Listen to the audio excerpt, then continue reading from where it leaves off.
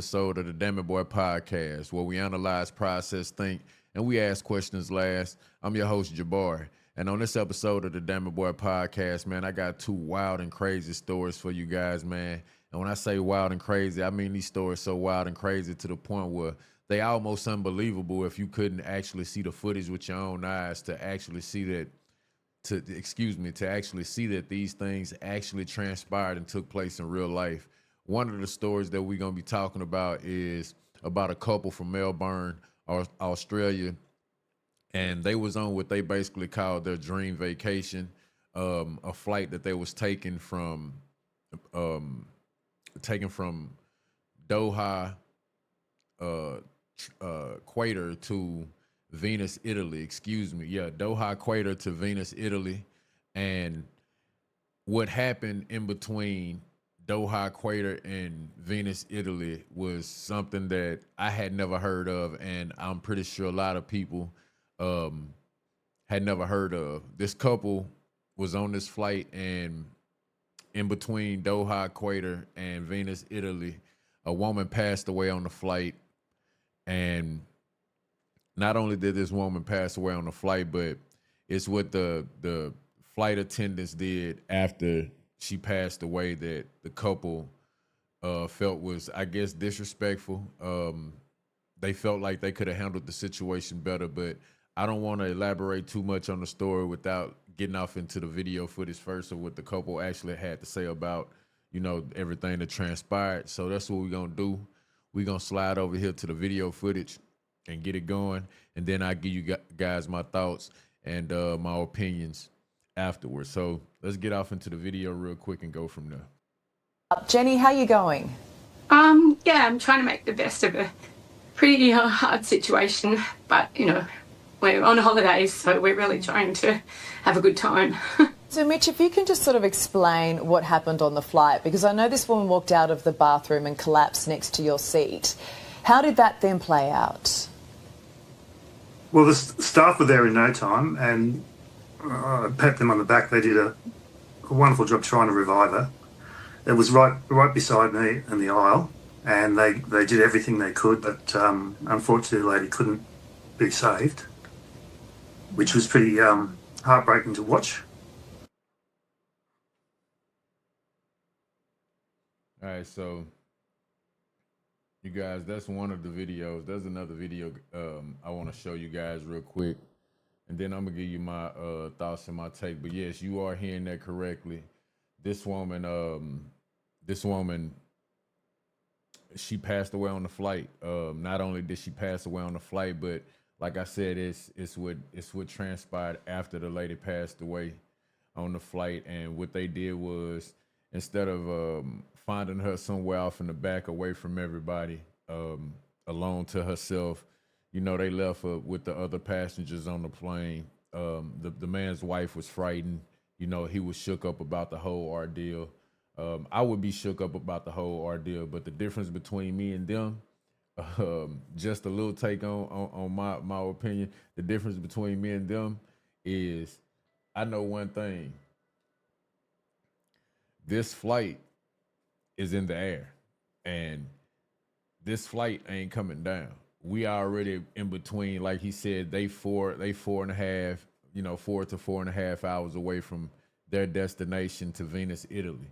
I would have got up and I would have found me another seat. They would have just had to land that flight somewhere else, or if they felt that bad about it, at this point, hell, how are you feeling disrespected? But I would have found me somewhere else to be. But that's just me. What we're gonna do is, like I said, I got another video I want to show you guys real quick. So let's go over here. TMZ reported. This is one of the pictures that was taken on the flight, and as you can see, this lady is laying here lifeless, no life in her. And like I said, man, this couple felt like they was on their dream vacation on their way to Italy, and came up on a nightmare, a horror story.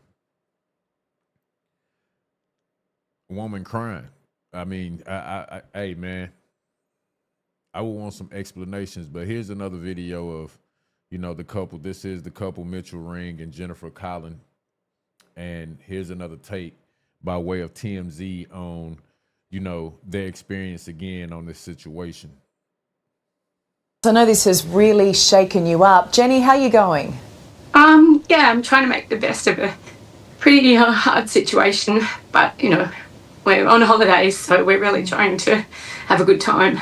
So, Mitch, if you can just sort of explain what happened on the flight, because I know this woman walked out of the bathroom and collapsed next to your seat.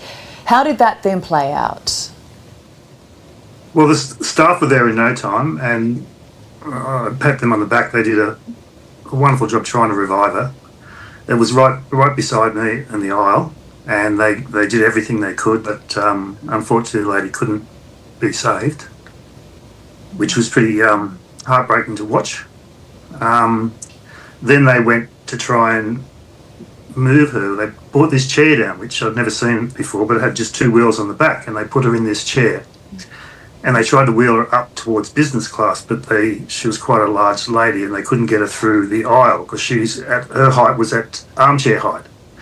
So they looked a bit frustrated, and then they just looked at me and saw seats were available beside me. My wife was on the other side. We were in a row of four by ourselves, and they just said to me, "Can you move over, please?" And I just said yes, no problem. And then they placed the lady in the chair that I was in. We're also really mindful this is incredibly distressing for this woman's family as well. But I'm just thinking about you're then placed, or this corpse is then placed next to you for how long on the flight?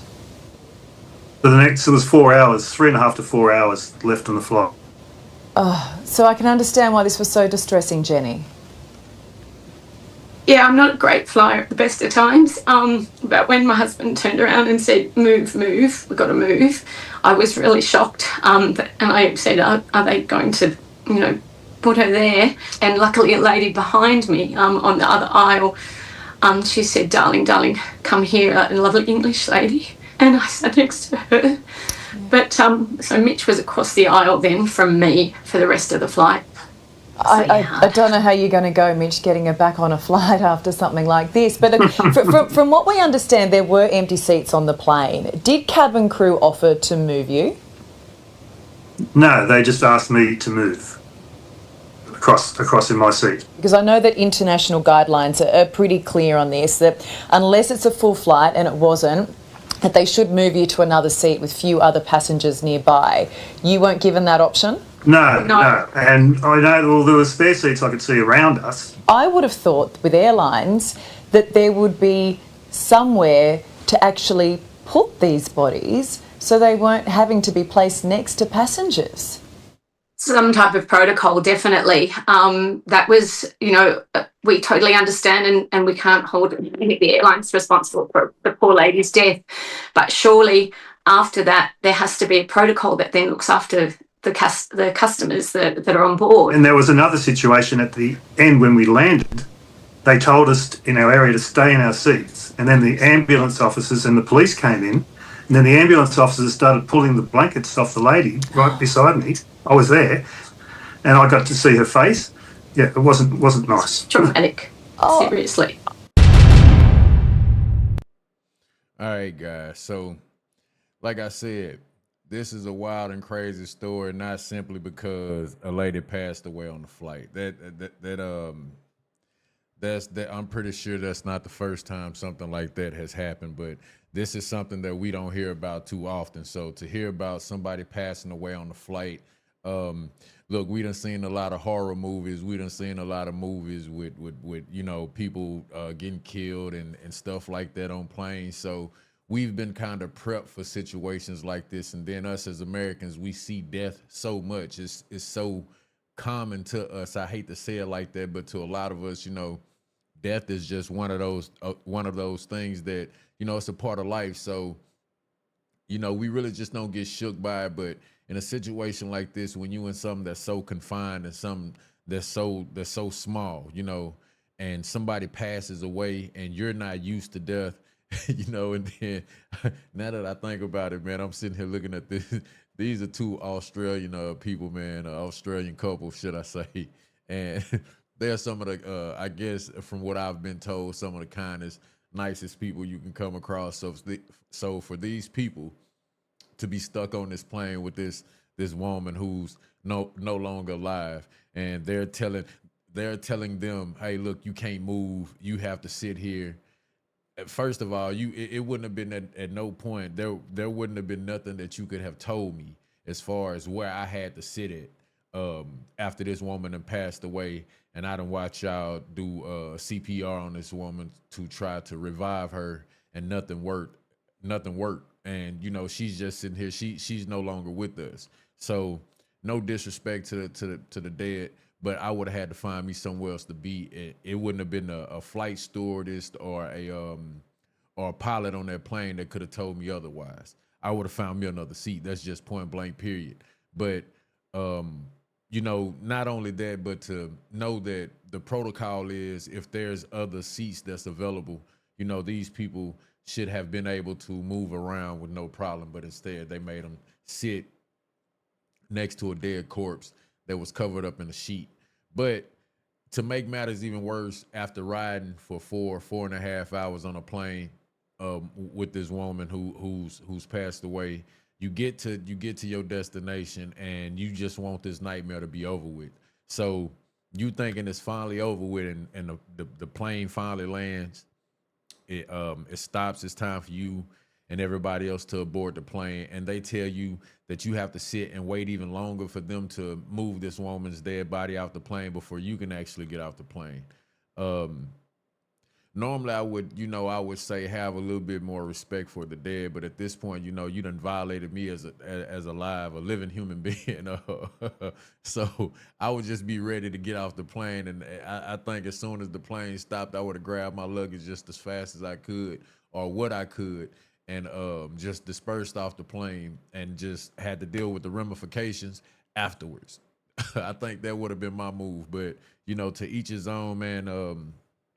Like I said, this couple, man, they experienced something, and the sad part about it is, man, this couple was actually, on their way, on their vacation flight, and this transpired and took place. So to see something like this, man, is pretty crazy. I wouldn't wish this upon anybody, but they had to go through it, they had to experience it. So here we are with a story like this, but. Look, that's one of the stories that I had to bring to you guys on the Damn It Boy podcast. That's it. That's all, folks.